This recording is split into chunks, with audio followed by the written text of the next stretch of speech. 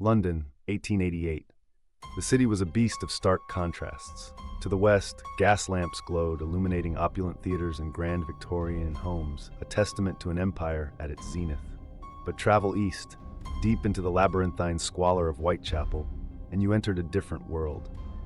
Here, perpetual fog clung to grimy brick, dim gas lamps cast only pools of sickly yellow light, and every alleyway seemed to swallow the sounds of human misery. Poverty was a gnawing hunger, and desperation fueled a thriving underworld, where women on the brink of starvation sought solace or survival on the cobbled streets. It was a place ripe for shadows to take hold. The first strike came in August. Marianne Nichols. Her body was found in Buck's Row, a brutal tableau of horror. Then in early September, Annie Chapman was discovered in the backyard of 29 Hanbury Street. These weren't just murders. They were acts of unimaginable savagery, ritualistic mutilations that shocked even the hardened police of the era.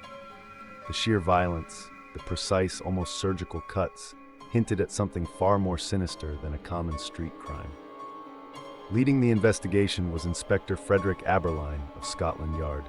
A seasoned detective, weary from years of battling London's underbelly, Aberline was known for his sharp mind and tireless dedication. But from the moment he stepped onto those blood-soaked scenes, he sensed this case was unlike any he'd ever handled. It defied logic, spat in the face of conventional police work. He was a man who believed in facts, in evidence, in the tangible. But this killer, this phantom, left nothing but fear. The public reaction was immediate and visceral. Fear, a cold tendril, began to creep from Whitechapel's dark alleys, quickly turning into mass panic. The police were bewildered.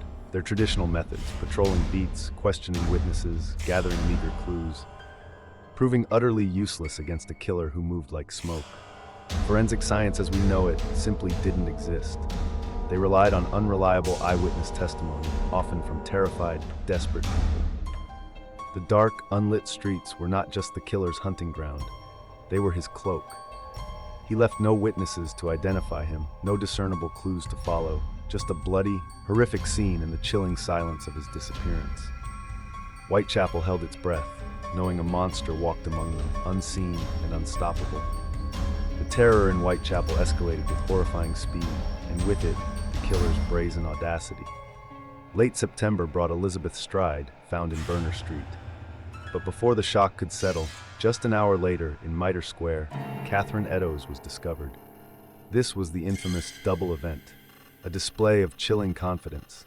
To kill two victims in one night, mere blocks apart, then mutilate Eddowes with even more extreme savagery than before, was an act of pure, unadulterated contempt for the law, for human life, for order itself. The monster was growing bolder, his pathology escalating, feeding on the fear he sowed. But the physical horror was only one part of his arsenal.